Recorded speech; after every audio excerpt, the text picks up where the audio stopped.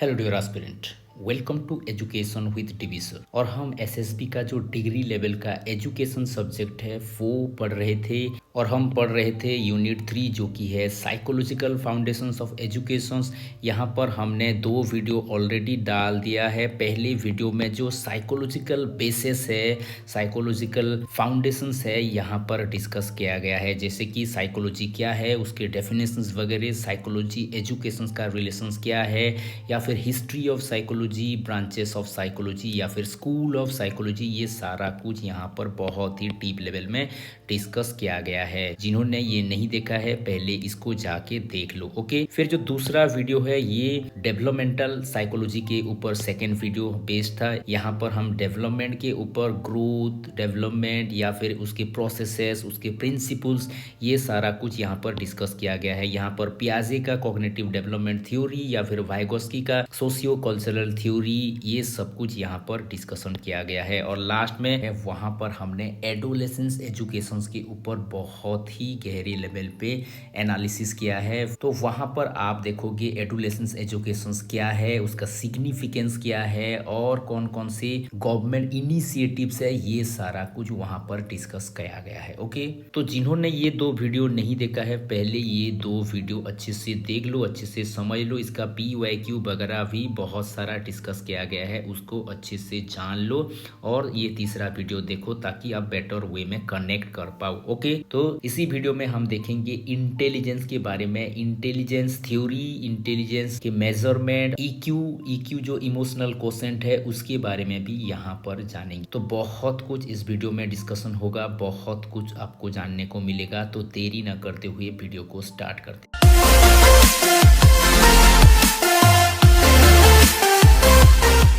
तो इंटेलिजेंस जो शब्द है, इंटेलिजेंस शब्द लैटिन वर्ड से आया है इंटेलिजोर, और इसका अर्थ है डीपर अंडरस्टैंडिंग। क्योंकि इंटेलिजेंस का मतलब ही है हम कितने बेहतर से चीज़ों को समझ पा रहे हैं, कितनी बेहतर से हम अंडरस्टैंड कर पा रहे हैं। That is what is called as intelligence. और इंटेलिजेंस के ऊपर जिन्होंने पहले काम किया है वो है फ्रांसिस गैल्टन। ये 1880 में इन्होंने काम स्टार्ट किया, इसीलिए इनको कहा जाता है फादर ऑफ इंटेलिजेंस, क्योंकि इन्होंने सबसे पहले इंटेलिजेंस के ऊपर काम किया है। ओके, तो रियल में इंटेलिजेंस क्या है? इंटेलिजेंस वो एबिलिटी है जिसके द्वारा हम नॉलेज को एक्वायर करते हैं, ज्ञान को प्राप्त करते हैं, और प्राप्त किया गया ज्ञान उसको हम वेरियस फील्ड में अप्लाई करते हैं, यूज करते हैं। और इसके साथ साथ इंटेलिजेंस के चलते हम जीवन में आ रहे बहुत सारे प्रॉब्लम्स को सॉल्व करते हैं, to solve various problems related to lifes. और इसके साथ साथ हम बेटर वे में रीजन कर पाते हैं, एब्स्ट्रैक्ट वे में हम थिंक कर पाते हैं, एनालाइज कर पाते हैं, to get a better solutions, to get a better inference, to get a better idea of the problem. Okay, और इसके साथ साथ जो लाइफ में नए सिचुएशंस आ रहे हैं, चैलेंजिंग सिचुएशंस आ रहे हैं, उस सिचुएशंस के अकॉर्डिंग हम खुद को एडजस्ट कर पाते हैं, एडेप्ट कर पाते हैं। यही एबिलिटी को एक्चुअल में हम इंटेलिजेंस कहेंगे। जो इंटेलिजेंट होगा वो बेटर नॉलेज ले पाएगा, उसको यूज कर पाएगा, लाइफ में जो प्रॉब्लम आ रहा है उसको सॉल्व कर पाएगा, एब्स्ट्रैक्ट वे में रीजनिंग कर पाएगा, और उसके साथ साथ एनवायरनमेंट में जो वेरियस सिचुएशंस आ रहा है उसके अकॉर्डिंग खुद को एडजस्ट कर पाएगा, एडॉप्ट कर पाएगा। यही इंटेलिजेंट को बता रहा है। ओके, तो बड़े बड़े थिंकर्स ने क्या कहा है इंटेलिजेंट के बारे में, ये भी थोड़ा देख लेते हैं। रेसलर कहते हैं ये है एक global capacity to think rationally, act purposefully and to deal effectively. ये बहुत ही फेमस डेफिनेशन है डेविड रेसलर का बहुत ही फेमस डेफिनेशन है। ये क्या कह रहे हैं? रैशनल वे में थिंक कर पाना यही इंटेलिजेंट है, पर्पसफुल एक्ट कर पाना यही इंटेलिजेंस है, और कैसे डील करना, इफेक्टिव वे में डील करना, यही इंटेलिजेंस है और ये कोई क्षेत्र से लिमिटेड नहीं है। It is a global capacity. Global capacity, everywhere you can found intelligent people. Intelligence is not a single properties और limited to a particular area. Okay, it is a global capacity. तो Sternberg क्या कहते हैं? Sternberg कहते हैं intelligence is the ability to learn. David क्या कह रहे थे? ये कह रहे थे ग्लोबल कैपेसिटी, ये कह रहे हैं एबिलिटी टू लर्न। ये वेरियस सिचुएशंस में कैसे हम लर्न कर पा रहे हैं, यही एबिलिटी को ये इंटेलिजेंस कह रहे हैं। ये हो सकता है वेरियस एक्सपीरियंस के द्वारा हम लर्न कर रहे हैं, वेरियस नॉलेज एक्वायर करने के चलते हम लर्न कर रहे हैं, या फिर वेरियस सिचुएशंस जो आ रहे हैं, वेरियस प्रॉब्लम्स जो हमारे लाइफ में आ रहे हैं, उससे कैसे हम डील कर रहे हैं, कैसे एडजस्ट हो पा रहे हैं, कैसे एडॉप्ट कर पा रहे हैं, यही इंटेलिजेंस को सूचित कर रहा है। ये कहना है स्टेनबर्ग का। फिर थॉर्नडाइक क्या कहते हैं? थॉर्नडाइक कहते हैं it is the capacity to deal effectively with situations. Life में जो वेरियस सिचुएशंस आ रहे हैं, बहुत सारे सिचुएशंस जो हम फेस कर रहे हैं, कैसे आप फेस कर रहे हो, कैसे आप डील कर रहे हो, दैट इंडिकेट्स योर इंटेलिजेंस। जो जितना इंटेलिजेंट होगा वो बेटर वे में डील कर पाएगा, इफेक्टिव वे में डील कर पाएगा। तो ये कैपेसिटी हो गया इफेक्टिव डीलिंग का। ओके, और बॉट क्या कहते हैं? बॉट कहते हैं intelligence is the capacity of flexible adjustment. कितना बेटर वे में आप एडजस्ट हो पा रहे हैं, फिर ये सिचुएशंस में आप कितना फ्लेक्सिबिलिटी के साथ एडजस्ट हो पा रहे हैं, ये इंटेलिजेंस है। तो चार लोगों ने चार प्रकार कहे। रेसलर कह रहे हैं ग्लोबल कैपेसिटी, और स्टेनबर्ग कह रहे हैं एबिलिटी टू लर्न, फिर थॉर्नडाइक कह रहे हैं कैपेसिटी टू डील इफेक्टिवली, और बॉट कह रहे हैं कैपेसिटी टू फ्लेक्सिबल एडजस्टमेंट। तो ये हो गया फेमस डेफिनेशंस। डेफिनेशंस भी डायरेक्ट क्वेश्चंस दे देता है, इसीलिए इसको अच्छे से आपको पढ़ लेना है। ओके, फिर हो गया थ्योरीज ऑफ इंटेलिजेंस। ज्यादातर आप देखोगे एसएसबी का जो सिलेबस है, यहाँ पर सिर्फ और सिर्फ 3 व्यक्तियों का ही इंटेलिजेंस थ्योरी दिया गया है। तो स्पीयरमैन का 2 फैक्टर थ्योरी आपके कोर्सेज में है, उसके साथ साथ 3D मॉडल जो है गिलफोर्ड का वो है, और मल्टीपल इंटेलिजेंस थ्योरी। ये 3 थ्योरी ही दिया गया है। ओके, तो हमको ये तीनों थ्योरी को अच्छे से पढ़ना है, क्योंकि कम थ्योरी है तो बेटर वे में हम पढ़ पाएंगे, और बहुत सारे क्वेश्चंस इसके इर्द गिर्द घूमता है। पिछले साल गार्डनर की थ्योरी से भी आया था, पिछले साल गिलफोर्ड से भी आया था, 2 फैक्टर थ्योरी से भी आया था। बहुत ही इंपॉर्टेंट चैप्टर ये है, इसको हल्के में मत लेना, क्योंकि 3 ही चैप्टर है, 3 ही थ्योरी है, हम ऊपर ऊपर से पढ़ के जाएंगे। ऐसे सोच के कभी मत जाना, जितना बेहतर लेवल में आप पढ़े हुए होंगे, इतना बेहतर में ही आप क्वेश्चन को टैकल कर पाओगे। इसीलिए अच्छे से पढ़ो, नोट क्रिएट करो, PYQ लगाओ, बहुत सारे क्वेश्चंस आंसर्स करो, तभी जाके आप रियल क्वेश्चंस को पकड़ पाओगे। ओके, तो थ्योरीज में पहले देख लेते हैं यूनिफैक्टर थ्योरी। और यूनिफैक्टर थ्योरी के प्रोपाउंडर है बिने। बिने ने ही यूनिफैक्टर थ्योरी दिया है। और बिने क्या कहते थे? बिने कहते थे कि इंटेलिजेंस एक ही फैक्टर है, एक ही फैक्टर है, एक ही कैपेसिटी है, जो कैपेसिटी सभी फील्ड को इफेक्ट करता है। क्योंकि अगर आप ऐसे सोचो बिने के हिसाब से, तो जो इंटेलिजेंट व्यक्ति होगा वो सभी कामों को बेहतर ढंग से कर पाएगा। तो ये कह रहे हैं इंटेलिजेंस कितना फैक्टर है? इंटेलिजेंस ओनली 1 फैक्टर है, इसीलिए इसका नाम है यूनिफैक्टर, यूनिफैक्टर या फिर 1 फैक्टर थ्योरी। ओके, फिर जो दूसरा है वो है 2 फैक्टर थ्योरी। तो 2 फैक्टर थ्योरी चार्ल्स स्पीयरमैन ने दिया है, 1904 में दिया है। ये एक स्टैटिस्टिकल मेथड है जो कि फैक्टर एनालिसिस करके ही इन्होंने 2 फैक्टर थ्योरी दिया है। जितने भी आप इंटेलिजेंस थ्योरी को देखोगे, ये कहीं ना कहीं चार्ल्स स्पीयरमैन के 2 फैक्टर थ्योरी के इर्द गिर्द ही घूमेगा। जो भी होगा आइदर इसके फॉर में होगा या फिर इसके अगेंस्ट में होगा। इतना हाई लेवल का ये इंटेलिजेंस थ्योरी है। बहुत सारे इन्होंने एनालिसिस किया है, फैक्टर एनालिसिस एनालिसिस के चलते, और इसके चलते इन्होंने एक थ्योरी दिया जिसको कहा जा रहा है टू फैक्टर थ्योरी। ये कहते हैं इंटेलिजेंस का केवल दो ही फैक्टर होते हैं, दो फैक्टर होते हैं। एक होता है एक जनरल फैक्टर जिसको वो कहते हैं जी फैक्टर, और दूसरा होता है स्पेसिफिक फैक्टर यानी कि एस फैक्टर। दो ही फैक्टर के बारे में ये कहते हैं। और जो टू फैक्टर थ्योरी है इसका एक अलग सा नाम है eclectic theory, eclectic theory of intelligence. Okay, तो कहीं कहीं आप पाओगे टू फैक्टर थ्योरी हो गया, या फिर बाई फैक्टर थ्योरी हो गया, या फिर एक्लेक्टिक थ्योरी हो गया, ऐसे करके बहुत सारे नामों से इसको सूचित किया जाता है। ओके, तो क्या है वो टू फैक्टर, उनको भी हम अच्छे से जान लेते हैं। तो पहला जो है वो है जी फैक्टर।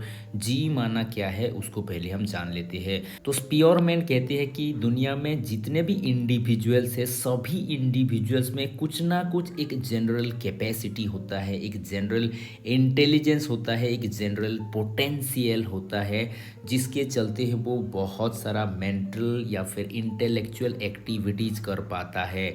इसको वो नाम देते हैं जी factor, general factor, mental factor, या फिर मेंटल एनर्जी ऐसे कहते हैं। ओके, तो इसीलिए स्पियरमैन कहते हैं ये जी फैक्टर के ऊपर व्यक्ति का इंटेलेक्चुअल कैपेसिटी डिपेंड करता है। ओके, तो क्या है इसका कैरेक्टरिस्टिक्स, ये भी थोड़ा देख लेते हैं। ये कैरेक्टरिस्टिक्स बहुत बार क्वेश्चंस आया है, इसको भी अच्छे से आप समझ लो।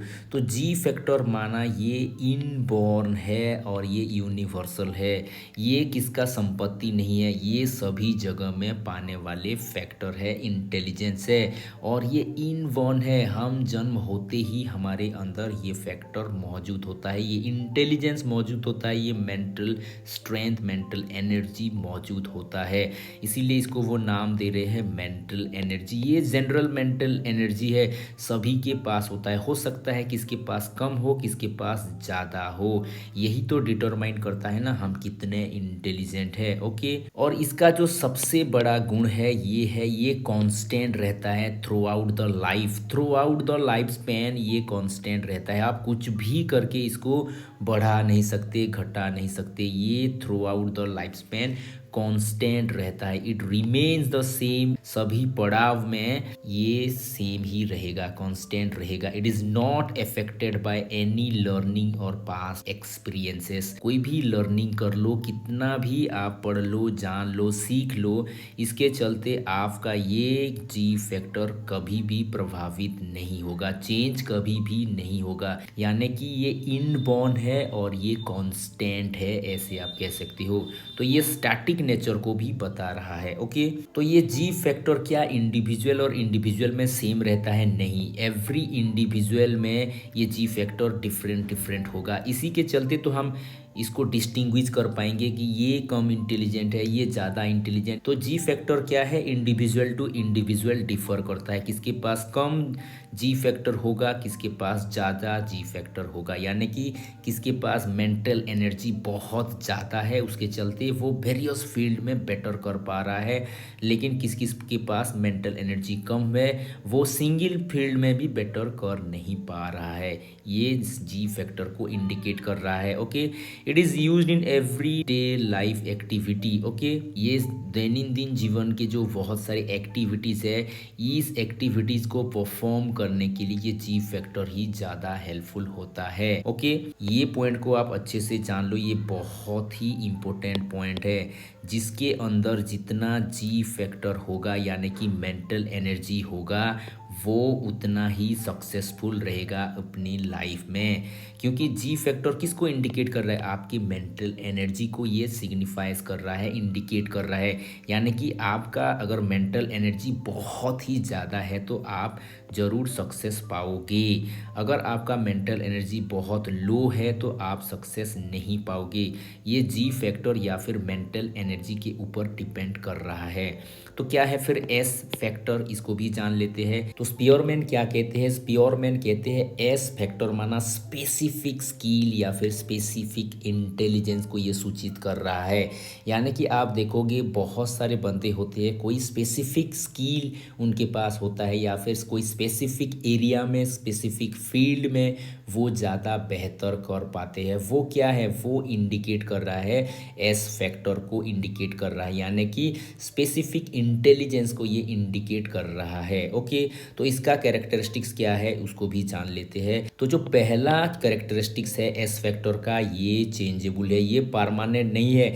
जैसे जी परमानेंट था, ये एस परमानेंट नहीं है। और जो ये स्पेसिफिक स्किल है इसको हम एक्वायर कर सकते हैं, इसको हम सीख सकते हैं, लर्न कर सकते हैं। ओके, और जो तीसरा पॉइंट है, इसका जो मैग्नीट्यूड है ये हमेशा फिक्स्ड नहीं होता, ये टाइम टू टाइम डिफर करता रहता है, चेंज होता रहता है। ओके, और ये जो एस फैक्टर है ये भी आप देखोगे इंडिविजुअल टू इंडिविजुअल डिफरेंट होगा।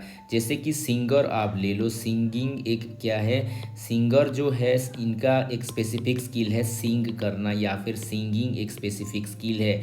तो हम 3-4 सिंगर अगर लेंगे, 3-4 सिंगर लेंगे, तो क्या इसका सिंग करने का टेक्निक, इसका सिंग करने का टेक्निक, इनका सिंग करने का टेक्निक, इनका सिंग करने, चारों का क्या सेम होगा? नहीं होगा, क्योंकि ये बता रहा है S factor individual to individual different होते हैं, एक्टिविटी टू एक्टिविटी ये वेरी करेंगे ही करेंगे। ओके, और जो लास्ट पॉइंट बता रहा है, दो इंडिविजुअल है तो दोनों इंडिविजुअल में same amount of S ability नहीं रहेगा।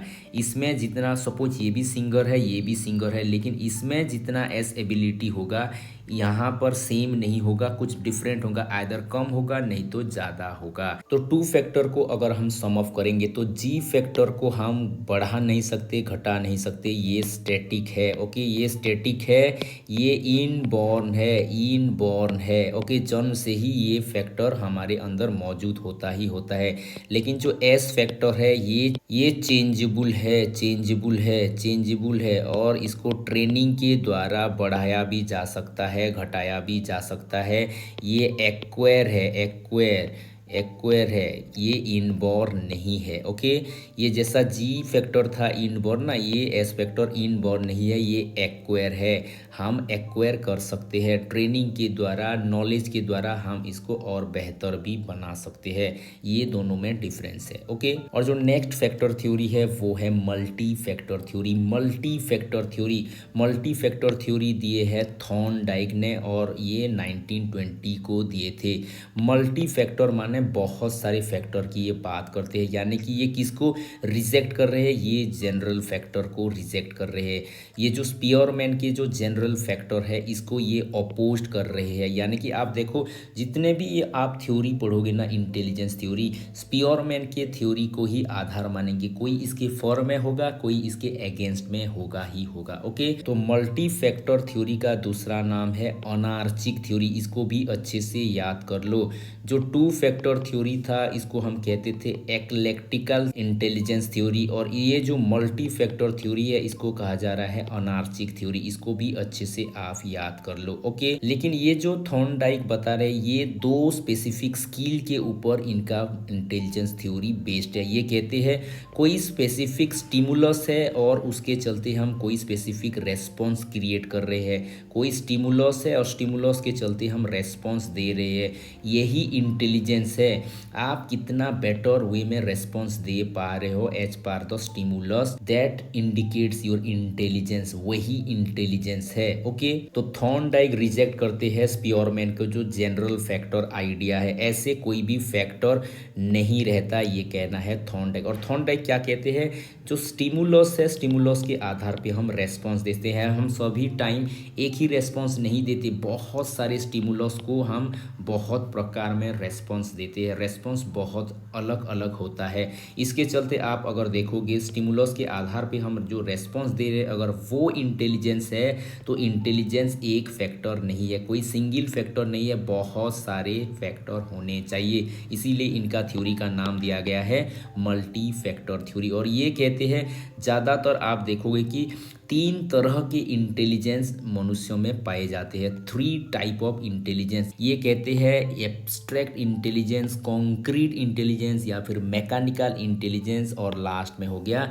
Social intelligence. तो एब्स्ट्रैक्ट इंटेलिजेंस क्या है? एब्स्ट्रैक्ट इंटेलिजेंस का मतलब ये वो एबिलिटी है जिसके चलते हम आइडियाज को, सिंबल को, वर्ड को, वेरियस फॉर्मूलेज को, प्रिंसिपल्स को हम बेटर वे में हैंडल कर पाते हैं, यानी कि एब्स्ट्रैक्ट को हम ज़्यादा बेहतर में यूज कर पा रहे हैं, समझ पा रहे हैं। ये है एब्स्ट्रैक्ट इंटेलिजेंस। एक ही शब्द में इसको आप याद करना चाहो तो वो है आइडिया। ओके, फिर हो गया कॉन्क्रीट या फिर मैकेनिकल, यानी कि ये ऑब्जेक्ट की बात करेंगे। मैकेनिकल इंटेलिजेंस का मतलब है आप ऑब्जेक्ट को कितने बेहतर वे में हैंडल कर पा रहे हो, कितने बेटर वे में इसको मैनिपुलेट कर पा रहे हो, मैनेज कर पा रहे हो। ओके, ये हो गया मैकेनिकल इंटेलिजेंस। और जो लास्ट इंटेलिजेंस है, आप पीपुल को कितना बेटर वे में हैंडल कर पा रहे हो, कितना बेटर वे में आप इसको इंटरेक्ट कर पा रहे हो, मैनेज कर पा रहे हो, ये हो गया सोशल इंटेलिजेंस।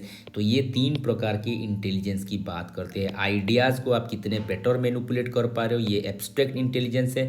ऑब्जेक्ट को आप कितना बेटर मैनिपुलेट कर पा रहे हो, हैंडल कर पा रहे हो, ये कॉन्क्रीट इंटेलिजेंस है। और पीपुल को आप कितना बेटर डील कर पा रहे हो, हैंडल कर पा रहे हो, ये सोशल इंटेलिजेंस है।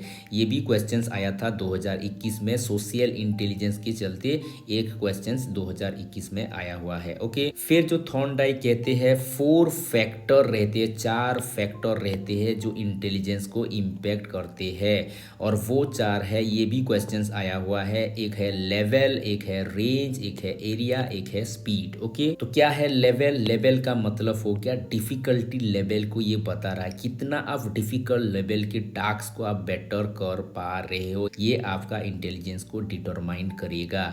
आप जितना डिफिकल्ट लेवल के कर पा रहे हो, आप उतना ज़्यादा इंटेलिजेंट हो। आप नॉर्मल लेवल के कर पा रहे हो, बिलो नॉर्मल की कर पा रहे हो, तो आपको ज़्यादा इंटेलिजेंट कहा नहीं जा सकता। तो ये लेवल से भी डिटरमाइन होता है कि आप कितने इंटेलिजेंट हो। फिर रेंज के द्वारा भी आपका इंटेलिजेंस डिटरमाइन होगा। रेंज का मतलब हो गया आप एक ही टाइम में कितना काम कर पा रहे हो, कितना मल्टीपल टास्क कर पा रहे हो, हैंडल कर पा रहे हो। ओके, जितना आप ज़्यादा टास्क एक ही टाइम में हैंडल कर पाओगे उतना आप ज़्यादा इंटेलिजेंट हो, ये कहना है थॉर्नडाइक का। फिर तीसरा हो गया एरिया। एरिया का मतलब हो गया आप डिफरेंट सिचुएशंस को आप कितना बेटर वे में हैंडल कर पा रहे हो, ये भी बताएगा आपका इंटेलिजेंस को। यानी कि आप मल्टीपल सिचुएशन को अगर बेटर वे में हैंडल कर पा रहे हो तो आप ज़्यादा इंटेलिजेंस हो। जो कम इंटेलिजेंस होते हैं वो एक सिचुएशंस को एक ही बार में हैंडल करते हैं, 2-3 सिचुएशंस आ गए तो वो हैंडल कर ही नहीं पाते। तो एरिया भी क्या कर रहा है? एरिया भी हमारी इंटेलिजेंस को जज करने में हेल्पफुल हो रहा है। स्पीड का मतलब है कितना आप रैपिड वे में रेस्पॉन्स दे पा रहे हो, ये भी आपका इंटेलिजेंस को बताएगा। तो ये 4 फैक्टर है इंटेलिजेंस को बेटर वे में जानने के लिए, level, range, area and speed. Okay, फिर जो नेक्स्ट कॉन्सेप्ट है वो है 3 डायमेंशनल थ्योरी। यहाँ पर भी बहुत सारे क्वेश्चंस 2021 में आए थे, इसको भी अच्छे से समझ लो। ओके, 3 डायमेंशनल थ्योरी, इसको बहुत सारे नामों से जाना जाता है। 3D थ्योरी कहा जाता है, या फिर SI model, SOI model, 3D model, multi dimensional model, बहुत सारे नामों से इसको जाना जाता है। क्यों 3D कहा जा रहा है? ये 3 डायमेंशंस की बात करता है, 3 आयाम से ये इंटेलिजेंस को क्लासीफाई करने की कोशिश करता है, जो कि कंटेंट है, ऑपरेशंस है, प्रोडक्ट है। ओके, और ये दिया है जेपी गिलफोर्ड ने दिया है। जेपी गिलफोर्ड और उनके जो एसोसिएट थे उन्होंने 1956 में ये कॉन्सेप्ट दिया है। ओके, पहले तो इन्होंने 120 टाइप का कहा था, 120 टाइप का, फिर बाद में उन्होंने रिवाइज किया 150 का, और फाइनली रिवाइज किया 180। तो जो क्वेश्चंस आएगा तो आपको लिखना है 180 टाइप्स ऑफ इंटेलिजेंस की ये बात करते हैं, 180 टाइप। ये भी क्वेश्चंस आ चुका है, तो ये 2018 में क्वेश्चंस आया था, 180 type of intelligence is given by Guilford. Okay, तो जेपी गिलफोर्ड 3 डायमेंशंस की ये बात करती है। पहला है कंटेंट, फिर है ऑपरेशंस, फिर है प्रोडक्ट। कंटेंट मतलब कुछ कंटेंट है जिसके ऊपर कुछ काम करना है, ऑपरेशंस करना है और उसके चलते कुछ रिजल्ट निकलेंगे, कुछ प्रोडक्ट निकलेंगे। ओके, तो ऐसे करके आपको याद करना है। ऐसे आप सोचो कि एक आपके पास पोटैटोज़ है, उसको आप क्या करेंगे, उसको आप फ्राई करेंगे और फ्राई करने से आप पाओगे एक सब्जी पाओगे, एक फूड आइटम पाओगे या फिर फ्राई पोटैटोज़ पाओगे। ओके, पोटैटोज़ पाओगे। ये क्या हो रहा है, कंटेंट आपके पास था, आपने कुछ काम किया और काम करने के बाद कुछ प्रोडक्ट आपको मिला। तो इसी के आधार पे क्या करेंगे गिलफोर्ड, कुछ कंटेंट होगा, उस कंटेंट को कुछ काम करेंगे, ऑपरेट किया जाएगा और बाद में कुछ प्रोडक्ट निकलेगा। और जिस वे से ये निकल रहा है उसको हम अगर मैथमेटिकल वे में देखेंगे तो ये 180 टाइप्स हो जाता है, 180 टाइप्स हो जाता है। तो क्या है वो सब कुछ हम आगे चल के देखेंगे। ओके, तो पहले है कंटेंट। कंटेंट का मतलब क्या है, कंटेंट एक मीडियम प्ले करेगा, that means we have some content that has to be operated to get a product. Content को हम क्या करेंगे, प्रोसेस करेंगे, कंटेंट को हम एज ए मीडियम लेंगे। तो कंटेंट कुछ भी हो सकता है, कंटेंट विजुअल्स भी हो सकता है, ऑडियो भी हो सकता है, सिंबल भी हो सकता है, इसके साथ साथ सिमेंटिक भी हो सकता है, बिहेवियर भी हो सकता है।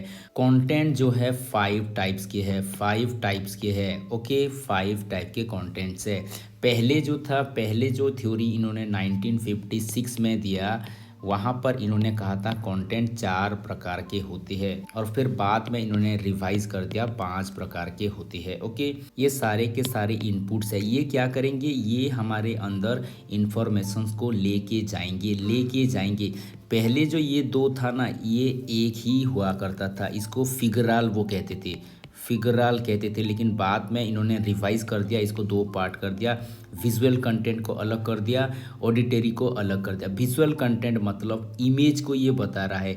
इमेज भी क्या है, इमेज भी एक टाइप का इंफॉर्मेशन है जो कि हमारे अंदर जाएगा और वो भी क्या होगा, विभिन्न प्रकार के ऑपरेशंस उसके ऊपर किया जाएगा और उसके बाद उसमें प्रोडक्ट निकलेगा। तो इमेज हो गया हमारा विजुअल कंटेंट, जो भी हम देख रहे हैं वो विजुअल कंटेंट है, वो भी क्या कर रहा है, उसके चलते हम बहुत सारे ऑपरेशंस कर रहे हैं। ओके, दूसरा हो गया ऑडिटरी मतलब जो साउंड वगैरह है वो साउंड हमारे ऑडिटरी में आएंगे। वो साउंड भी क्या है, वो साउंड भी इंफॉर्मेशंस है। अगर आप एक रेल की साउंड आ रहा है, एक मोटरसाइकिल का साउंड आ रहा है, कोई बच्चा का साउंड आ रहा है या फिर कुछ भी साउंड जो आ रहा है, वो साउंड क्या कर रहा है, हम उस साउंड के चलते हम क्या कर रहे हैं, उस साउंड के चलते हम बहुत सारे प्रोसेस कर रहे हैं या फिर ऑपरेशंस कर रहे हैं, उसके चलते बहुत सारा प्रोडक्ट भी निकलेगा। ओके, फिर तीसरा जो है वो है सिंबॉलिक का मतलब हो गया, सिंबल भी एक तरह के इंफॉर्मेशन है, ये भी इनपुट्स है। कुछ सिंबल्स को हम देख के क्या कर पाएंगे, कुछ सिंबल्स को हम देख के बहुत सारे इंफॉर्मेशंस को जान पाते हैं।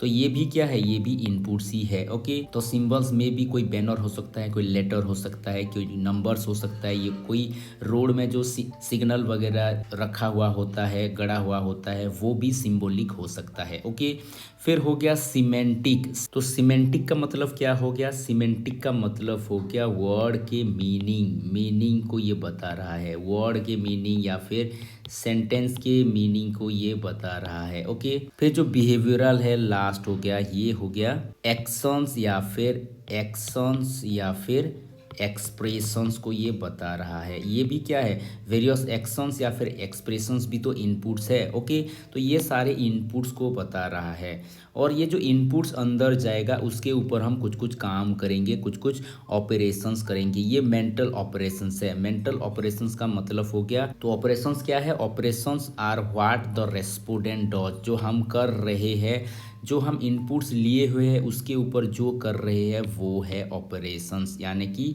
ये डूइंग पार्ट है, ये कॉग्निटिव प्रोसेस है। ओके, कॉग्निटिव प्रोसेस है। तो यहाँ पर क्या काम होगा, कॉग्निशंस होगा या फिर मेमोरी के बेस में कुछ रिटेंशंस होगा या रिट्राइवेशंस होगा या फिर डाइवर्जेंट प्रोडक्शंस होगा, कन्वर्जेंट प्रोडक्शंस होगा या फिर इवाल्यूएशंस होगा। ये 6 प्रकार की होते हैं, ये 6 प्रकार की होते हैं। Okay, 6 types. ओके, तो 1956 में जो गिलफोर्ड ने थ्योरी दिया था वहाँ पर ऑपरेशंस 5 प्रकार के दिए गए थे, 5 प्रकार के।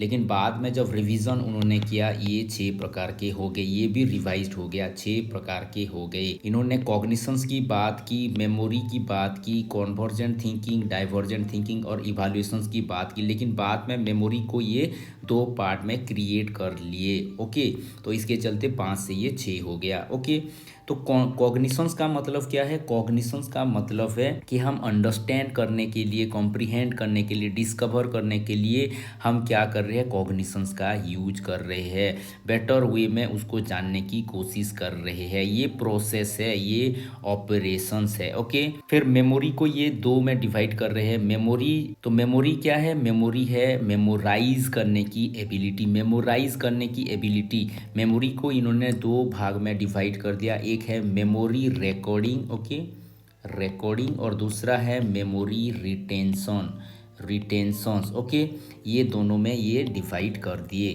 फिर जो तीसरा है कॉन्वर्जेंट थिंकिंग और चौथा divergent thinking. Convergent thinking, divergent thinking, इसको डीप लेवल पे हम कहाँ पर पढ़ेंगे? हम पढ़ेंगे क्रिएटिविटी में। फिर भी इसको जानने के लिए कॉन्वर्जेंट का मतलब हो गया, ये हो गया कॉन्वर्जेंट थिंकिंग। ओके, सभी समस्याओं का एक ही तरह से सोच पाना, एक ही हल कर पाना, यानी कि इसको कहा जाएगा कॉन्वर्जेंट थिंकिंग। सभी प्रॉब्लम को हम एक ही नज़रिए से देख रहे हैं, एक ही वे में थिंक कर पा रहे हैं, that is what is called as convergent thinking. लेकिन डाइवर्जेंट थिंकिंग का मतलब हो गया वेरियस प्रोस्पेक्ट्स में देख पाना, वेरियस वे में सोच पाना, मल्टीपल सॉल्यूशंस के बारे में सोच पाना, ये है डाइवर्जेंट थिंकिंग। इसको ही कहा जाता है क्रिएटिविटी। ये भी क्वेश्चंस आया हुआ है, हम क्रिएटिविटी जब पढ़ेंगे इसका बहुत ही एनलार्ज वे में डिस्कस करेंगे। ओके, तो कॉन्वर्जेंट थिंकिंग का मतलब क्या हो गया? हम क्या कर रहे हैं? हम सिंगल सॉल्यूशंस की बात कर रहे हैं। लेकिन डाइवर्जेंट थिंकिंग का मतलब है मल्टीपल सॉल्यूशंस की हम बात कर रहे हैं। तो ये भी ऑपरेशंस है, ये भी प्रोसेसेस है। आप किस वे में सोच पा रहे हो, कैसे सॉल्यूशंस निकाल पा रहे हो, ये भी ऑपरेशंस है, ये भी प्रोसेस है। ओके, और जो लास्ट है वो है इवैल्यूएशंस। इवैल्यूएशंस का मतलब क्या है? जजमेंट करना। The process of judgement is nothing but evaluations. तो ये 6 टाइप के ऑपरेशंस ज़्यादातर किया जाता है। ओके, और लास्ट में है प्रोडक्ट, लास्ट में है प्रोडक्ट। प्रोडक्ट का मतलब हो क्या? रिजल्ट, जो आउटपुट्स निकल रहा है, जो रिजल्ट्स निकल रहा है, वो है प्रोडक्ट। ओके, तो ये 6 प्रकार की प्रोडक्ट की बात करता है, ये आउटपुट की बात कर रहा है। Okay, output, output. ओके, तो पहला जो स्मॉलेस्ट, ये भी क्वेश्चंस आता है, स्मॉलेस्ट आउटपुट है यूनिट और सबसे लार्जेस्ट है इम्प्लीकेशंस। यूनिट का मतलब क्या है? ये सिंगल आइटम या फिर सिंगल आइटम ऑफ इंफॉर्मेशन को ये इंडिकेट कर रहा है। सपोज जैसे कि एक लायन है, लायन, हमने लायन को देखा, रिकॉग्नाइज कर लिया, ये लायन है, तो ये सिंगल यूनिट को डिफाइन कर रहा है। फिर हो गया क्लास, क्लास मतलब ये ग्रुप ऑफ शेयर एट्रीब्यूट को ये डिफाइन कर रहा है। यानी कि ऐसे आप सोच सकते हो कि एनिमल्स, एनिमल्स ये क्या हो गया? ग्रुप हो गया। बहुत सारे लायन को लेके मैं या क्या बोल सकता हूँ? एनिमल्स। ओके, तो ये क्लास के बारे में बता रहा है। एनिमल एक ग्रुप है, सम एट्रीब्यूट्स यहाँ पर कंबाइन होके एक क्लास फॉर्मेशंस हो रहा है, तो ये हो गया क्लासेस। तो रिलेशंस का मतलब है जो कनेक्शंस है वेरियस आइटम्स में या फिर वेरिएबल्स में, जो लिंक क्रिएट किया गया है, वो लिंक को या फिर कनेक्शंस को, उस एसोसिएशंस को हम कहेंगे रिलेशंस। ऐसे आप सोच सकते हो कि एनिमल्स में बहुत सारे आ रहे हैं, काऊ भी आ रहे हैं, एलिफेंट भी आ रहे हैं, कैमल भी आ रहे हैं। ये सारे जो एनिमल्स है, कहीं ना कहीं इनके बीच कुछ ना कुछ रिलेशंस रहता ही रहता है। सारे के सारे प्राणी जंगल में रह रहे हैं, फॉरेस्ट में रह रहे हैं, तो उनके बीच कुछ ना कुछ कनेक्शंस रहता ही रहता है। इसको ही कहा जा रहा है रिलेशंस। ओके, फिर रिलेशंस के बाद आता है सिस्टम्स। सिस्टम का मतलब है एक नेटवर्क, एक ऑर्गेनाइज नेटवर्क। ऑर्गेनाइज नेटवर्क का मतलब क्या होगा? अगर हम लायन से एनिमल आएंगे, एनिमल से वेरियस एनिमल को कनेक्ट कर रहे हैं, तो चौथा में क्या आएगा? चौथा में आएगा इकोसिस्टम। एग्जाम्पल के तौर पे आप इकोसिस्टम को ले सकते हो। इकोसिस्टम में सब के सब आ रहे हैं, लायन आ रहे हैं, सारे एनिमल्स आ रहे हैं, वेराइटीज़ ऑफ एनिमल्स यहाँ पर आ रहे हैं, यानी कि ये नेटवर्क की बात कर रहा है, ये बड़े सिस्टम की ये बात कर रहा है। ओके, फिर हो गया ट्रांसफॉर्मेशन। ट्रांसफॉर्मेशंस का मतलब हो गया चेंज, चेंज की ये बात कर रहा है। ओके, चेंज की ये बात कर रहा है। आउटपुट्स में बहुत सारे चेंजेस भी होते हैं, बहुत सारे डिफॉर्म्स भी देखने को मिलते हैं, बहुत सारे न्यू थिंग्स भी देखने को मिलते हैं। ये है ट्रांसफॉर्मेशन। अगर आप देखोगे सभी एरिया में जो लायन होते हैं सेम टाइप के लायन नहीं होते। अगर आप साभाना में जाओगे और वहाँ पर लायन देखोगे तो वहाँ का जो लायन होगा थोड़ा बहुत उसमें चेंजेस देखिएगा। अगर आप सुंदरबन में जाओगे, सुंदरबन का जो लायन होगा उसका अपीयरेंस थोड़ा अलग होगा। अफ्रीकन लायन जो होंगे उनका अपीयरेंस थोड़ा सा अलग होगा। तो ये किसको बता रहा है? ये चेंजेस को बता रहा है। ओके, तो इंडिविजुअलिटी में भी कुछ ना कुछ चेंजेस रहते हैं, इसको वो कह रहे हैं ट्रांसफॉर्मेशंस। और लास्ट में हो गया इम्प्लीकेशंस। इम्प्लीकेशंस का मतलब क्या है? इम्प्लीकेशंस का मतलब हो गया इम्पोर्टेंस या फिर नीड। इम्पोर्टेंस या फिर नीड क्या है? नीड क्या है? तो ये एग्जाम्पल के हिसाब से हम देखेंगे कि लायन का नीड क्या है। लायन है तो इकोसिस्टम में एक बैलेंस क्रिएट कर रहा है। अगर लायन खत्म हो जाए तो ये जो फूड चेन चल रहा है ना, ये डिस्टर्ब हो जाएगा, ये इकोसिस्टम इम्बैलेंस होने का प्रोबेबिलिटी बढ़ जाएगा। इसीलिए सभी का प्रायोरिटी है। तो ये बता रहा है इम्प्लीकेशंस। तो हमने क्या जाना? यूनिट का मतलब हो गया, यूनिट का मतलब हो गया एक सिंगल आइटम। क्लास का मतलब हो गया एक ग्रुप। रिलेशंस का मतलब हो गया ग्रुप ग्रुप में रिलेशंस, या फिर यूनिट ग्रुप में रिलेशंस, या फिर यूनिट यूनिट में रिलेशंस। सिस्टम सबसे बड़ा कॉन्सेप्ट हो गया, क्योंकि सिस्टम में बहुत सारे रिलेशंस आ रहे हैं, क्लासेस आ रहे हैं, यूनिट्स आ रहे हैं। ट्रांसफॉर्मेशन चेंजेस को बता रहे हैं। वेरियस प्रोस्पेक्ट्स में अगर हम देखेंगे तो बहुत सारे चेंजेस, बहुत सारे वेरिएशंस, म्यूटेशंस हमको देखने को मिलते हैं। और लास्ट में जो है इम्प्लीकेशंस यानी कि इम्पोर्टेंस या फिर नीड क्या है, वो भी एक प्रोडक्ट का फॉर्म है। ओके, तो ये हो गया गिलफोर्ड की थ्योरी। गिलफोर्ड का अगर आप देखोगे कंटेंट पहले 4 प्रकार के थे, फिर ऑपरेशंस 5 प्रकार के थे, और जो लास्ट में प्रोडक्ट आ रहे हैं 6 प्रकार के थे। यानी कि ये सभी को मल्टीप्लाई करोगे तो एक 120 होगा। ओके, 120 हो जाएगा। तो गिलफोर्ड ने जो पहली रिवीजन दिया, ये क्या किया? कंटेंट को ये स्प्लिट कर दिया। कंटेंट का जो फिगरल एस्पेक्ट था, फिगर को ये 2 भाग में डिवाइड कर दिया, विजुअल और ये ऑडिटरी। यानी कि ये 4 जो था अब क्या हो गया? 5 हो गया। तो C5 हो गया और O5 ही था और P6 ही था। इसको अब मल्टीप्लाई करोगे तो कैसे हो जाएगा? ये हो जाएगा 150। ओके, और फिर बाद में लास्ट स्टेज में इन्होंने क्या किया? और लास्ट में इन्होंने और एक चीज को रिवाइज कर दिया, ये हो गया ऑपरेशंस। ओके, ऑपरेशंस में किसको इन्होंने डिवाइड किया? मेमोरी को इन्होंने डिवाइड कर दिया, रिटेंशंस एंड रिकॉर्डिंग। ओके, तो ये हो गया 5, ये हो गया 6 और ये हो गया 6। 5 इंटू 6 ये हो गया 180। ये कैसे हो रहा है? अगर आप ऐसे देखो, ए बी की तरफ जाने वाला है, ये एक ही प्रकार के हो सकते हैं। सपोज ए बी और सी भी है तो ये 2 प्रकार के हो सकते हैं, ए डायरेक्ट बी में चला जाए या फिर डायरेक्ट सी में चला जाए। लेकिन और एक चीज़ डी है तो ये कैसा होगा? आइदर ए बी में जाएगा फिर डी में जाएगा, एक प्रोसेस हो गया। ये सी में आएगा फिर डी में जाएगा, ये भी एक प्रोसेस हो गया। यहाँ पर अगर 4 चीज़ें आप रख दो, एक्स वाई कर दो, तो ये यहाँ से आएगा यहाँ जाएगा, यहाँ से आएगा यहाँ जाएगा, यहाँ से आएगा यहाँ जाएगा, ऐसे भी हो सकता है। अगर यहाँ पर वाई रख दो तो और कितने वेराइटीज़ हो जाएंगे। यहाँ से यहाँ आया, यहाँ आया, यहाँ से यहाँ आया, यहाँ भी आ सकता है, यहाँ से यहाँ, फिर यहाँ, फिर यहाँ से यहाँ, फिर यहाँ से यहाँ, ऐसे करके अगर आप देखोगे तो क्या हो रहा है? ये मल्टीप्लाई हो रहा है 5 इंटू 6 टाइम यानी कि 180 टाइम्स ये हो रहा है। आपको बस यही याद रखना है कि पहले 120 था, फिर 150 हुआ, और अभी जो है लेटेस्ट का वो 180 ही है। ये क्वेश्चंस आया हुआ है 2018 में। ओके, फिर नेक्स्ट जो इम्पोर्टेंट थ्योरी है वो है मल्टीपल इंटेलिजेंस थ्योरी। ये भी बहुत ही इम्पोर्टेंट है।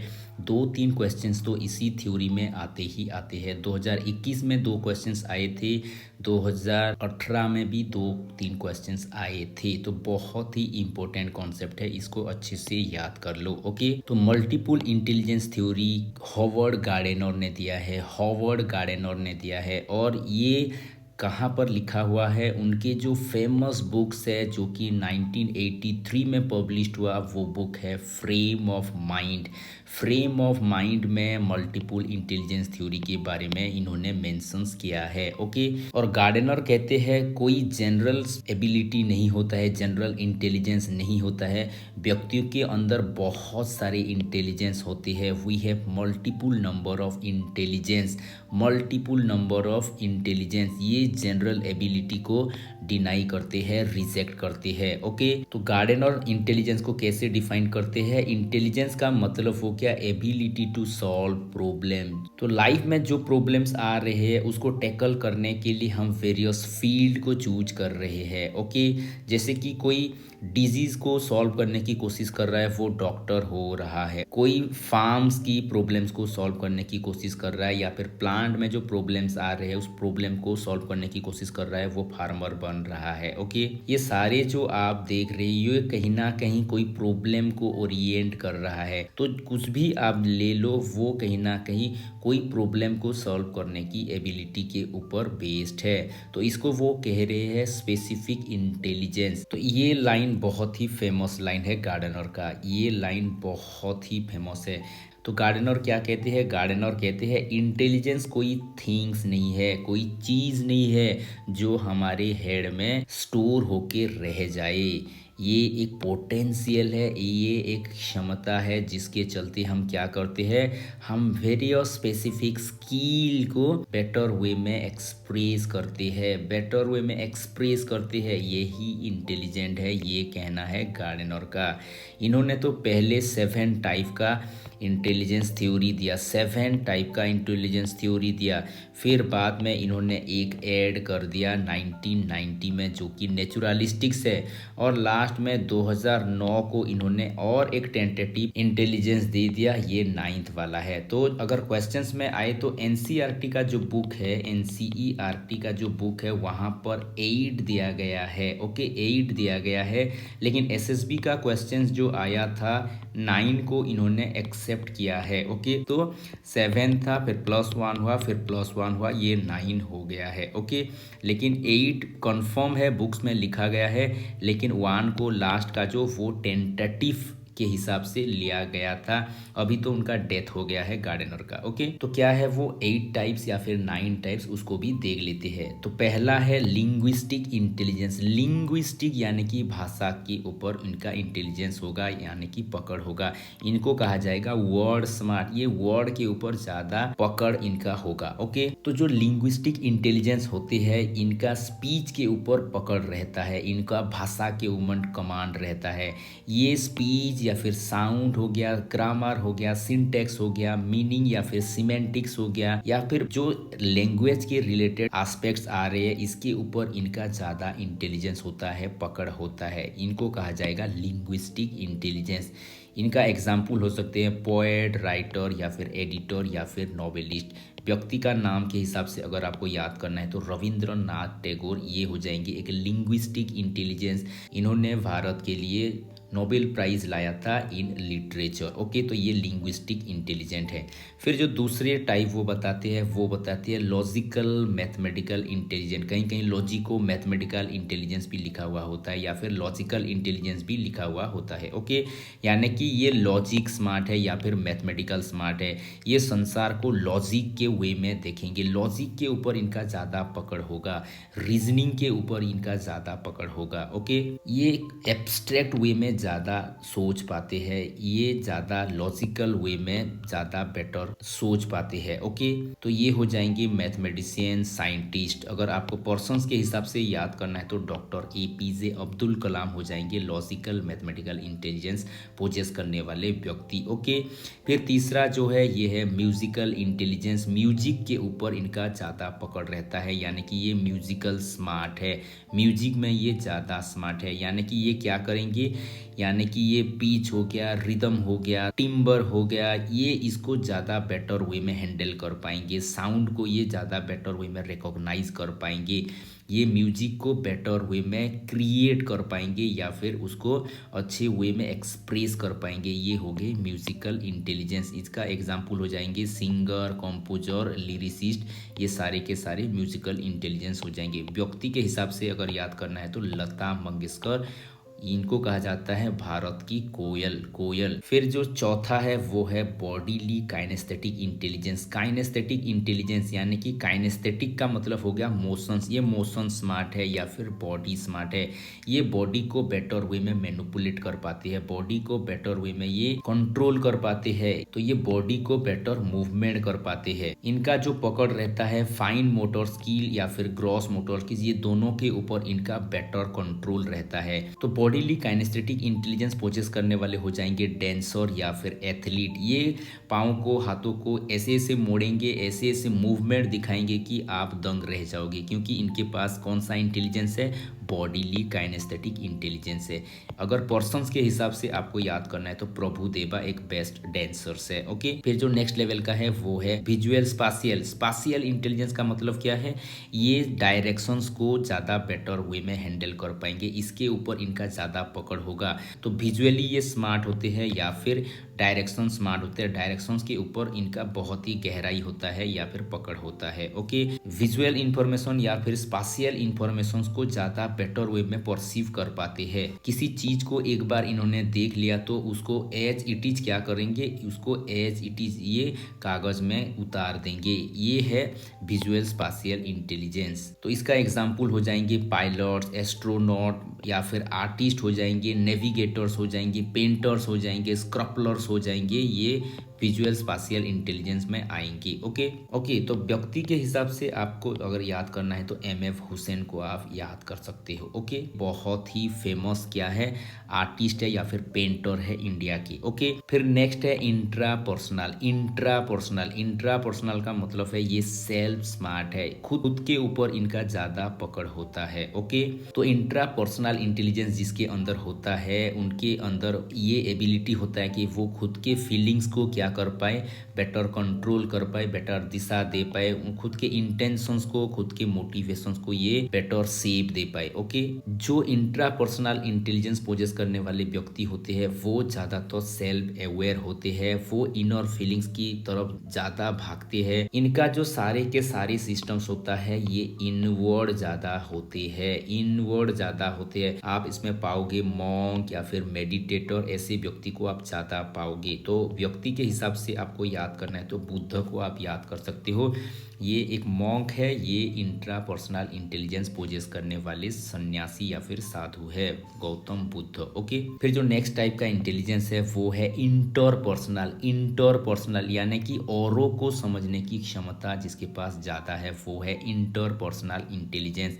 इनको कहा जाएगा पीपुल स्मार्ट। ये लोगों को बेटर वे में जान पाते हैं या फिर उनको अच्छे से समझ पाते हैं। ओके, यानी कि it is the ability to recognise other people's feelings, belief and intention. अगर आप लोगों की फीलिंग्स को, बिलीफ को, इंटेंशन को बेटर वे में रिकॉग्नाइज कर पा रहे हो तो आप इंटरपर्सनल इंटेलिजेंस के धनी हो। ओके, इसके चलते आप क्या कर पा रहे हो, औरों की मूड्स को, मोटिवेशंस को, डिजायर्स को बेटर वे में जान पा रहे हो, उसके चलते आप बेटर रेस्पॉन्ड कर पा रहे हो। ये सोशल स्किल को बताता है, ये भी क्वेश्चंस आया हुआ है। गार्डनर का कौन सा इंटेलिजेंस सोशल स्किल के ऊपर बेस्ड है, सोशल स्किल माना व्यक्तियों को जानना, ये हो गया इंटरपर्सनल इंटेलिजेंस। ओके, तो ये कौन हो सकते हैं, साइकोलॉजिस्ट हो सकते हैं, साइकेट्रिस्ट हो सकते हैं, जो कि औरों को समझने की कोशिश करते हैं, पेशेंट को समझने की कोशिश करते हैं, उसकी फीलिंग्स, इमोशंस को समझने की कोशिश करते हैं।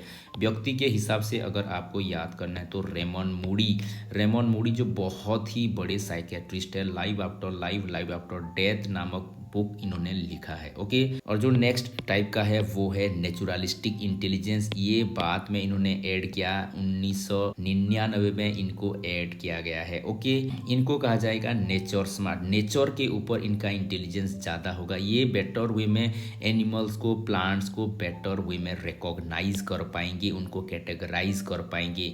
तो इनका एग्जाम्पल हो जाएंगे फार्मर्स, हो जाएंगे बोटानिस्ट, हो जाएंगे बायोलॉजिस्ट, हो जाएंगे। अगर व्यक्ति के हिसाब से आपको याद करना है तो जगदीश चंद्र बोस, जो कि बहुत ही बड़े बायोलॉजिस्ट है, या फिर आप ऐसे कह सकते हो कि जो प्लांट के ऊपर बहुत ही गहरे रिसर्च करने वाले हैं, Jagdish Chandra Bose. Plant can feel का कॉन्सेप्ट इन्होंने दिया है। प्लांट भी इमोशंस क्रिएट करते हैं, उनको भी भय लगता है, वो भी इमोशंस प्रदर्शन करते हैं। ये इन्होंने एक मशीन्स के द्वारा इसको साबित भी किया था। ओके, और लास्ट टाइप का जो है वो है एग्जिस्टेंशियल इंटेलिजेंस। ये एज ए टेंटेटिव इंटेलिजेंस के हिसाब से इनके ऊपर काम कर रहे थे। बहुत सारे लोगों को भी इन्होंने कहा था कि इसके ऊपर बहुत ज़्यादा काम होना चाहिए। ओके, लेकिन इनका देहांत अभी हो गया है। ये टेंटेटिव के हिसाब से इन्होंने एडॉप्ट इसको किया था। ओके, अगर आप जो 1983 का बुक्स है फ्रेम ऑफ माइंड, यहाँ पर इन्होंने 7 तरह के बताए हैं। बाद में 1999 में इन्होंने इसको ऐड कर दिया तो 8 टाइप्स का था, और 2009 में ये सोच रहे थे कि एक को और ऐड कर ले तो 9 टाइप का ये बोल रहे हैं, लेकिन एनसीईआरटी बुक्स में 8 टाइप का लिखा हुआ है। ओके, तो एग्जिस्टेंशियल इंटेलिजेंस का मतलब हो गया ये स्पिरिचुअली स्मार्ट होते हैं, एग्जिस्टेंशियल स्मार्ट होते हैं, यानी कि ये संसार को एक बिग पिक्चर के दृष्टिकोण से देख पाते हैं। ये लाइफ के बाद क्या होता है, डेथ क्या है, डेथ के बाद क्या होता है, क्या जीवन एग्जिस्ट करता है नहीं करता है, इसका क्वेश्चंस का ये हल ढूंढने की कोशिश करते हैं। यानी कि ह्यूमन एग्जिस्टेंस की ये बात करेंगे, यूनिवर्स कैसे उत्पत्ति हुआ इसके बारे में ये जानने की कोशिश करेंगे। यानी कि तो इनका एग्जाम्पल हो जाएंगे फिलोसोफर और बड़े बड़े जो चिंतक है या फिर थिंकर्स है, ये इनके अंडर आएंगे। तो व्यक्ति के हिसाब से याद करना है तो हिगेल हो जाएंगे, बहुत ही बड़े दार्शनिक फिलोसोफर। तो गार्डनर थ्योरी का ये जिस्ट है, इससे आप जिस्ट को जान पाओगे। जो भरवाल या फिर लिंग्विस्टिक इंटेलिजेंस पोजेस करने वाले हैं, इनकी एबिलिटी ज़्यादातर लैंग्वेज के ऊपर होता है, राइटर और स्पीकर होते हैं। म्यूजिकल जो इंटेलिजेंस होते हैं वो म्यूजिक के ऊपर ज़्यादा पकड़ रहता है, म्यूजिशियंस या फिर सिंगर, कंपोजर, ये सारे होते हैं। लॉजिकल मैथमेटिकल जो होते हैं ये लॉजिकली ज़्यादा थिंक करते हैं, मैथमेटिकल प्रॉब्लम को ये बेहतर ढंग में सॉल्व कर पाते हैं। साइंटिस्ट हो गए, इंजीनियर हो गए, मैथमेटिशियन हो गए, यहाँ पर आएंगे। विजुअल और स्पाशियल इंटेलिजेंस जो होती है वो स्पेस को ज़्यादा बेटर वे में जान पाते हैं, दिशा को ये बेटर वे में जान पाते हैं, दिशा के ऊपर इनका पकड़ रहता है। ओके, या फिर जो ऑब्जेक्ट को ये देख लेते हैं उसको एज इट इज उतार पाते हैं, रिप्रेजेंट कर पाते हैं पिक्चर के द्वारा या फिर पेंटिंग के द्वारा या फिर मूर्ति के द्वारा। तो ये हो जाएंगे पायलट, एस्ट्रोनॉट, आर्टिस्ट या फिर नेविगेटर। ओके, और जो मूवमेंट है यानी कि काइनेस्थेटिक इंटेलिजेंस है, ये बॉडी को बेटर वे में कंट्रोल कर पाते हैं, जैसे डांसर्स, एथलीट्स। ये फिर हो गया इंटरपर्सनल। इंटरपर्सनल मतलब जो अदर को बेटर वे में जान पाते हैं, यानी कि ये साइकोलॉजिस्ट हो जाएंगे, मैनेजर्स हो जाएंगे।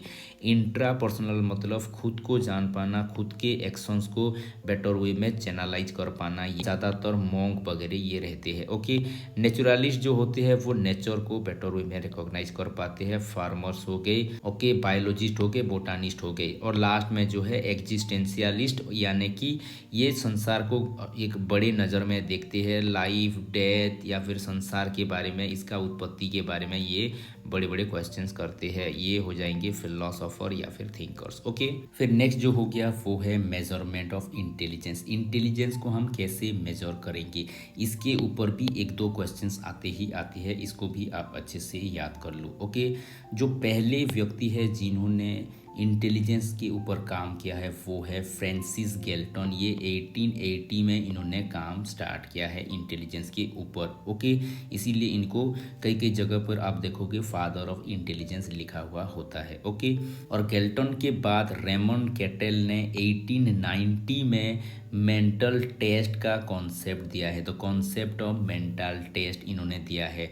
और उसी साल 1890 में फ्रेंच गवर्नमेंट ने बीनेट को क्या किया, बीने को एक टास्क सौंपा ताकि वहाँ पर जो बच्चे हैं वहाँ पर कौन मेधावी बच्चा है और कौन निकृष्ट बच्चा है, कौन ज़्यादा इंटेलिजेंट है और कौन कम इंटेलिजेंट है, उसको डिस्टिंग्विश कर पाए।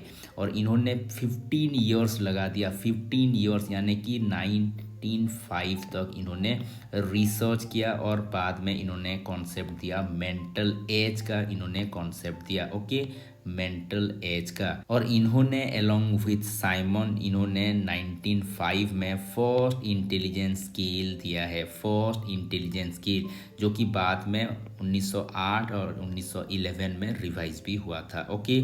ये तो बहुत बार क्वेश्चंस आया है, इसको अच्छे से याद कर लो।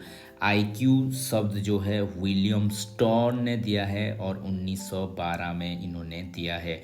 आईक्यू टर्म किसने दिया है, विलियम स्टोर्न ने, इसको अच्छे से याद कर लो ओके। फिर जो आईक्यू का स्टैंडर्डाइज फार्मूला है, IQ is equal to MA/CA into 100, ये फार्मूला स्टैंडर्डाइज फार्मूला किसने दिया है, टॉरमैन ने दिया है 1960 में okay.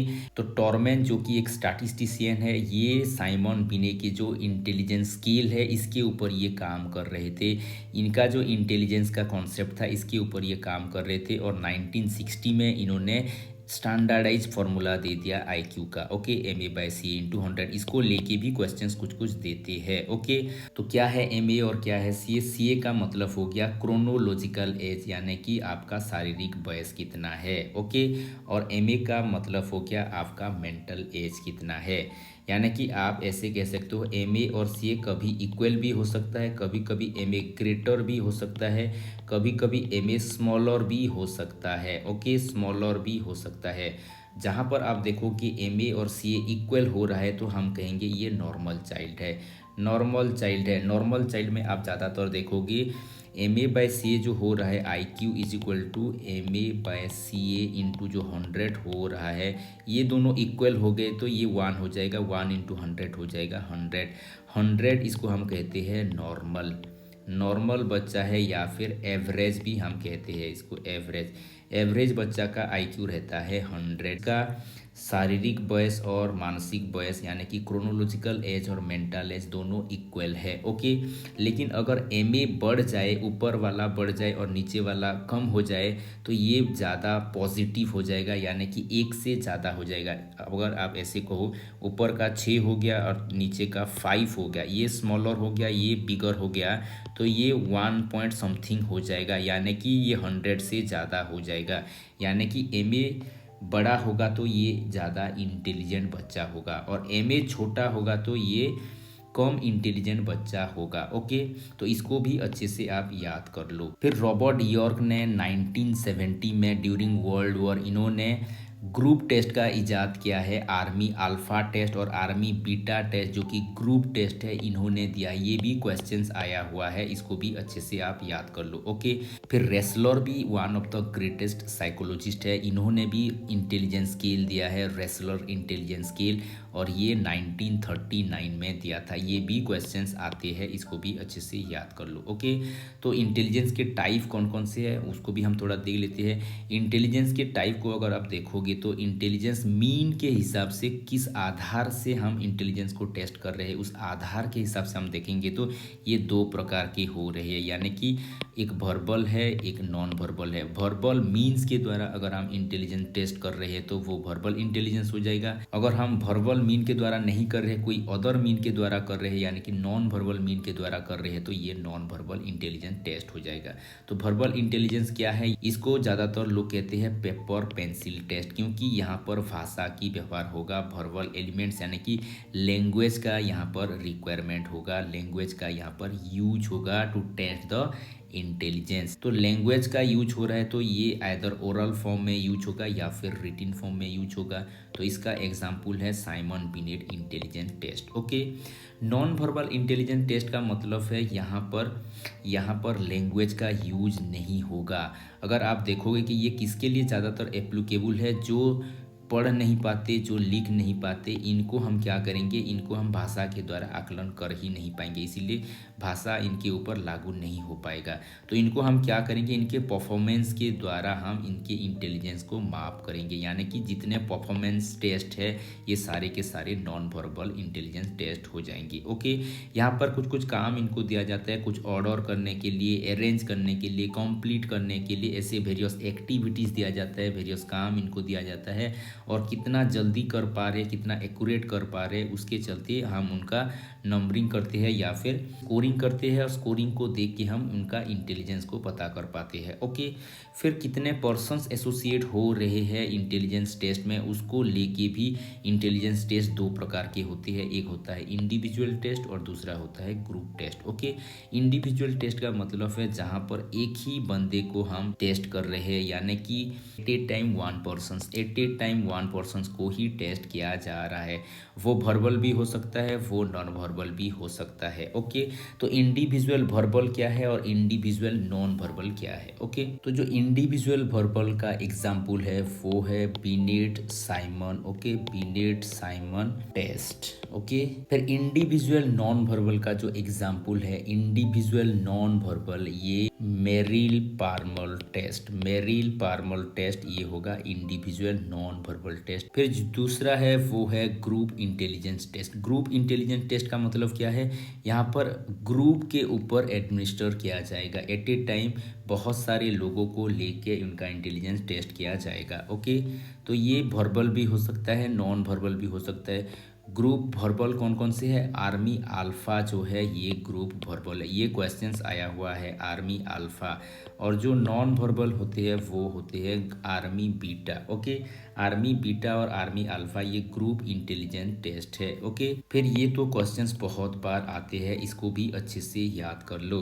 Impact of culture, culture का क्या इम्पैक्ट है, अगर आप समझने की कोशिश करो तो कल्चरल एस्पेक्ट में अगर हम इंटेलिजेंस को देखने की कोशिश करें तो कल्चरल फ्री एक कॉन्सेप्ट होता है, कल्चरल फ्री, या फिर कल्चरल फेयर होता है, या फिर कल्चरली बायस्ड होता है। ओके, फ्री, फेयर या फिर बायस्ड। फ्री का मतलब है कल्चर का कोई भी इम्पैक्ट नहीं है, अगर हमारे इंटेलिजेंट टेस्ट सभी के ऊपर लागू कर पा रहे हैं, सभी के ऊपर उसका प्रयोग कर पा रहे हैं, कोई प्रॉब्लम नहीं है, कोई हर्डल नहीं है, लैंग्वेज का कोई समस्या नहीं है, तो उसको कहेंगे कल्चरली फ्री टेस्ट। ओके, अगर वो बाइसनेस क्रिएट कर रहा है, प्रॉब्लम क्रिएट कर रहा है, कल्चर को लेकर, लैंग्वेज को लेकर कोई कोई कंट्रोवर्सी वहाँ पर क्रिएट हो रहा है, तो उसको कहे जाएंगे कल्चरली बाइस्ड। ओके, कुछ कुछ ऐसे भी होते हैं जिसको हम कल्चरली फेयर के कैटेगरी में भी रख सकते हैं। ओके, तो जितने परफॉर्मेंस टेस्ट है ये सारे के सारे कल्चरली फ्री है, क्योंकि परफॉर्मेंस किया जा रहा है, परफॉर्मेंस से कोई भी कल्चर का इम्पैक्ट नहीं आ रहा है, कोई भी लैंग्वेज का इम्पैक्ट नहीं आ रहा है। तो all performance test are cultural free test. Okay, cultural bias कौन होगा, जहाँ पर लैंग्वेज यूज होगा वहाँ पर कल्चरली बाइस्ड होगा, यानी कि all verbal intelligence test, verbal mean में जो इंटेलिजेंस टेस्ट किया जाएगा वो कल्चरली बाइस्ड हो जाएगा। ओके, और एक टेस्ट ऐसा है जिसको कल्चरली फ्री करने की कोशिश कर रहे थे रावेंस। ओके, लेकिन वो कल्चरली फ्री नहीं हो पाया, वो कल्चरली फेयर हो गया, और वो है रावेन प्रोग्रेसिव मैट्रिसेस, इसको कहा जाता है आरपीएम। ओके, आरपीएम एक कल्चरली फेयर टेस्ट है, इसको भी अच्छे से याद कर लो, ये भी क्वेश्चंस आते हैं। ओके, और लास्ट में हम आ चुके हैं, लास्ट में है emotional intelligence. Emotional intelligence, emotional intelligence का जो टर्म है इसको किसने दिया है, ये दिए हैं पीटर सेल्वी ने और जॉन मेयर ने। मेयर एंड साल्वे ये दोनों ये टर्म को कॉइन किए हैं। ओके, तो क्या है इमोशनल इंटेलिजेंस, साल्वे के हिसाब से, मेयर के हिसाब से, it is the ability to perceive, to express, to understand and to regulate emotions. आप इमोशंस को कितना बेटर वे में परसीव कर पा रहे हो, एक्सप्रेस कर पा रहे हो, समझ पा रहे हो, या फिर उसको मैनिपुलेट या फिर रेगुलेट कर पा रहे हो, यही है इमोशनल इंटेलिजेंस। ओके, इसीलिए इनको कहा जाता है father of emotional intelligence. Emotional intelligence के फादर कहे जाते हैं Peter Salovey and John Mayer, क्योंकि इन्होंने ये शब्द की खोज की है, इमोशनल इंटेलिजेंस शब्द की खोज की है, उसके साथ साथ इसके ऊपर बहुत सारे इन्होंने काम भी किया हुआ है। ओके, तो इनके हिसाब से इंटेलिजेंस दो प्रकार के होते हैं। वो होते हैं इंटेलेक्चुअल यानी कि थॉर्नडाइक का जो एब्स्ट्रैक्ट इंटेलिजेंस है, और दूसरा है इमोशनल यानी कि थॉर्नडाइक का जो सोशल इंटेलिजेंस है। ओके, लेकिन ये जो इमोशनल इंटेलिजेंस के ऊपर सबसे ज़्यादा काम करने वाले व्यक्ति है वो है Daniel Goleman. Okay, Daniel Goleman का 1995 का एक बहुत ही फेमस बुक है, ये भी बहुत बार क्वेश्चंस आया है, वो है इमोशनल इंटेलिजेंस। और यहाँ का जो टैग लाइन है यहाँ पर आप देख सकते हो, why it matters more than IQ। ये IQ से भी क्यों ज़्यादा मैटर करता है। आपका इमोशनल स्टेबिलिटी नहीं है, इमोशनल इंटेलिजेंस नहीं है, आपका जितना भी IQ हो, आप लाइफ में प्रोग्रेस कर ही नहीं सकते, आप बेटर ज़िंदगी जी ही नहीं सकते। ये कहना है डैनियल गोलमैन का, इसको भी अच्छे से आप याद कर लो। ओके, और इमोशनल इंटेलिजेंस के 5 एस्पेक्ट होते हैं, 5 कंपोनेंट्स होते हैं। पहला कंपोनेंट है सेल्फ अवेयरनेस, यानी कि खुद के इमोशंस को रिकॉग्नाइज कर पाना, उसको अंडरस्टैंड कर पाना, समझ पाना कि क्यों ये इमोशंस आ रहा है या फिर क्या है ये इमोशंस। दूसरा है सेल्फ रेगुलेशंस, यानी कि जो इमोशंस आ रहा है उसको बेटर वे में कंट्रोल कर पाना, उसको एडजस्ट कर पाना, टाइम के हिसाब से उसको मोल्ड भी कर पाना। ओके, तीसरा हो गया मोटिवेशंस का मतलब हो गया जो परसीव इमोशंस है उसको आप कितना बेटर वे में इंटीग्रेट कर पा रहे हो फॉर योर फ्यूचर्स। ओके, और चौथा हो गया इम्पैथी का मतलब हो गया कितना आप अदर्स को समझ पा रहे हो, औरों के इमोशंस को कितना बेटर वे में आप अंडरस्टैंड कर पा रहे हो, ये हो गया इम्पैथी। ओके, और लास्ट में है सोशल स्किल मतलब आप लोगों के साथ कैसे घुल मिल रहे हो, उनके साथ कैसे बेटर कम्युनिकेट कर रहे हो। तो ये 5 एस्पेक्ट है इमोशनल इंटेलिजेंस के, 5 कंपोनेंट। ओके, तो इमोशनल इंटेलिजेंस को मेजर करने के लिए सेल्फ अप्राइजल इन्वेंटोरीज रहता है, उसके चलते हम माप कर सकते हैं। ओके, तो ये था आज का चैप्टर, और कुछ इंपॉर्टेंस जो MCQs है उसको भी थोड़ा बहुत देख लेते हैं। तो जो पहला क्वेश्चन है, while measuring intelligence which test assume that up to certain chronological age intelligence reaches a peak. Chronological age की ये बात कर रहा है, तो हम जब इंटेलिजेंस को कैलकुलेट करते हैं कैसे करते हैं, MA/CA × 100 करते हैं, यानी कि mental as divided by chronological age. Chronological age का मतलब क्या है, शारीरिक वयस। तो ये किसके आधार पे आता है, यहाँ पर आप देख सकते हो वर्बल और नॉन वर्बल जो टेस्ट होता है ये इंटेलिजेंस टेस्ट होता है, और इंटेलिजेंस टेस्ट में ही ये दोनों आते हैं। तो बी ऑप्शन अगर आप देखोगे इमोशनल और सोशल इंटेलिजेंस में, यहाँ में क्रोनोलॉजी के हिसाब से हम कोई भी मेजरमेंट नहीं कर पाते हैं, यहाँ पर भी क्रोनोलॉजी के हिसाब से कोई मेजरमेंट का फॉर्मूला नहीं है, यहाँ पर भी कोई ऐसा फॉर्मूला नहीं है, तो इसका राइट आंसर ये हो जाएगा। Okay, the first group intelligence test was test develop for use in rating world war 1। ये 1970 में किया था, ये आर्मी अल्फा टेस्ट है, ये आर्मी अल्फा टेस्ट। तो ये किसने दिया था, Robert M. York. Okay, York, इन्होंने दिया था आर्मी अल्फा टेस्ट। और एक है army beta test. Okay, beta test, ये दोनों को अच्छे से याद कर लो। ये ग्रुप टेस्ट है लेकिन वर्बल टेस्ट है, ये भी ग्रुप टेस्ट है लेकिन ये नॉन वर्बल टेस्ट है। ओके, इसको अच्छे से याद कर लो। तो नेक्स्ट क्वेश्चन है, which of the following is the best single index readiness for a given academic task as revealed by researcher. Readiness कहाँ से चेक किया जाएगा, रेडीनेस किससे चेक होगा, मेंटल एज से चेक होगा। मेंटल एज का कॉन्सेप्ट बिनी ने दिया है। ओके, बिनी ने दिया है मेंटल एज का कॉन्सेप्ट। तो मेंटल एज से हम पता कर पाएंगे कि उसका माइंड रेडी है या नहीं है। ये क्रोनोलॉजिकल एज से पता नहीं चलेगा, शरीर कितना भी बड़ा हो जाए लेकिन जब तक उसका माइंड मेच्योर नहीं होगा, माइंड रेडी नहीं होगा, वो कॉन्सेप्ट को पकड़ ही नहीं पाएगा।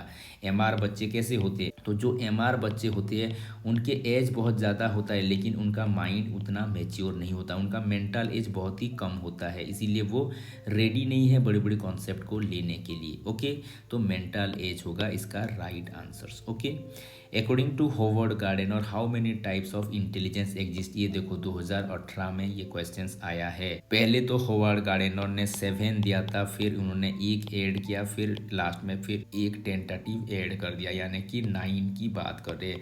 पहला जो दिया था ये 1983 फ्रेम ऑफ माइंड में 7 दिया हुआ था। फिर 1995 ने एक को ऐड करने की बात की और बाद में 1999 में इन्होंने रिवाइज करके 8वां ऐड कर दिया। और ये 2009 में टेंटेटिव हिसाब से इसके ऊपर वो काम कर रहे थे जो कि एग्जिस्टेंशियल है। उसके बाद उनका देहांत हो गया। तो आप ऐसे कह सकते हो कि 9 टाइप्स है, क्योंकि 8 यहाँ पर दिया गया नहीं है। और एसएसबी का जो आंसर सीट भी है 9 को ही इन्होंने एक्सेप्ट किया है। ओके, लेकिन 8 का जो कॉन्सेप्ट है ये एनसीईआरटी का बुक्स में 8 दिया गया है। ओके, जो लेटेस्ट का है वहाँ पर है। Which of the followings is not a type of intelligence in the list of Gardner। Gardner का जो 9 टाइप्स ऑफ इंटेलिजेंस है वहाँ पर इसमें से कौन सा नहीं होता है। लॉजिकल, मैथमेटिकल ये होता है, एग्जिस्टेंशियल ये होता है, लिंग्विस्टिक होता है, लेकिन सिमेंटिक ये नहीं होता है। ओके, तो ये होगा हमारा right answer. Who has coin the term intelligence quotient. IQ किसने कॉइन किया है? ये कॉइन किया है विलियम स्टोर ने। विलियम स्टोर ने, उसको भी अच्छे से याद कर लो, ये भी बहुत बार क्वेश्चंस आया है। फिर जो नेक्स्ट क्वेश्चन है, according to Gardner classification with whom interpersonal intelligence can be evident. Interpersonal मतलब जो औरों को बेटर समझ पाते हैं, औरों को समझ पाना। टीचर, डेंसर, पायलट ये औरों को समझ नहीं पाएंगे। फिर हो गया teacher, social worker, politician. Okay, ये हो भी सकता है, लेकिन लास्ट का देखते हैं। सोशल वर्कर, फिलोसोफर, सेलर औरों को समझ नहीं पाएंगे। पायलट, डेंसर, सेलर ये औरों को समझ नहीं पाएंगे। तो राइट आंसर हो जाएगा टीचर, सोशल वर्कर, पॉलिटिशियन भी बेटर क्या करेगा, औरों को समझने की कोशिश करेगा, उनके हिसाब से वो भाषण को प्रस्तुत करेगा। सोशल वर्कर भी औरों की नीड के हिसाब से उनको असिस्टेंस देगा, उनका हेल्प करेगा।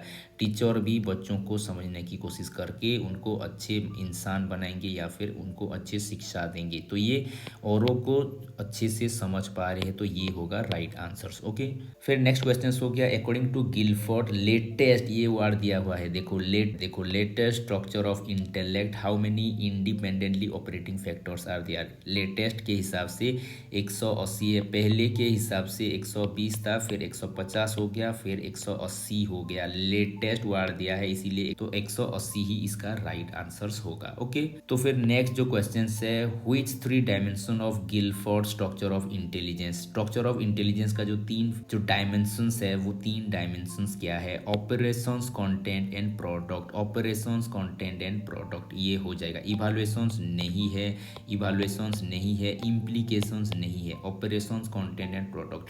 आप ऐसे भी याद कर सकते हो, कुछ कंटेंट है उसके ऊपर कुछ ऑपरेशंस करना है, फिर बाद में कुछ प्रोडक्ट निकलेगा। Okay, content, operations, product, COP। Okay, फिर गिलफोर्ड के हिसाब से कौन से एबिलिटीज क्रिएटिव पीपुल में पाए जाते हैं? क्रिएटिव पीपुल में ज़्यादातर फ्लुएंसी होता है, फ्लेक्सिबिलिटी होता है, ओरिजिनलिटी होता है, इलाबोरेशंस होता है। जब हम क्रिएटिविटी पढ़ेंगे, क्रिएटिविटी वहाँ पर ये डिस्कस करेंगे। ओके, फ्लुएंसी का मतलब होता है generations of idea in a rapid way. Flexibility का मतलब होता है generation of idea in A multiple way, in a variety of way, in a different field. Okay, various field से आइडियाज आ रहा है, यानी कि फ्लेक्सिबिलिटी है।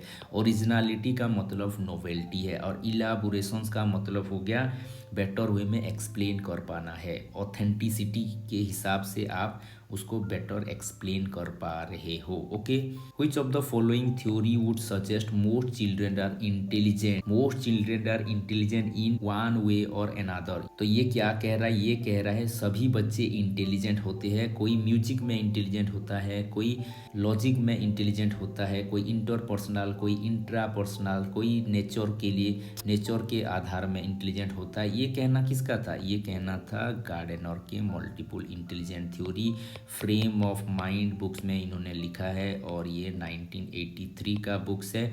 पहले 7 दिया था, फिर एक ये नेचुरलिस्टिक इंटेलिजेंस है और ये एग्जिस्टेंशियल इंटेलिजेंस है। ओके, फिर नेक्स्ट क्वेश्चन हो गया, which of the following theorist believe that structure of intelligence जहाँ पर 3 डायमेंशंस की बात किया जाता है वो है गिलफर्ड। ओके, रेसलर ने इंटेलिजेंस टेस्ट दिया है 1937 में, गार्डनर ने मल्टीपल इंटेलिजेंस थ्योरी दिया है 1983 में, फ्रेम ऑफ माइंड बुक्स में लिखा, ये पियाजे ने कॉग्निटिव डेवलपमेंट थ्योरी दिया है। ओके, तो ये था आज का वीडियो, यहाँ पर इंटेलिजेंस का चैप्टर खत्म हो गया। फिर नेक्स्ट में हम देखेंगे पर्सनैलिटी थ्योरी, या फिर बाकी जो रह गया है 2 वीडियो में सारे के सारे हम कवर ऑफ करेंगे। तो पढ़ते रहिए, बढ़ते रहिए। Thank you for watching, have a nice day.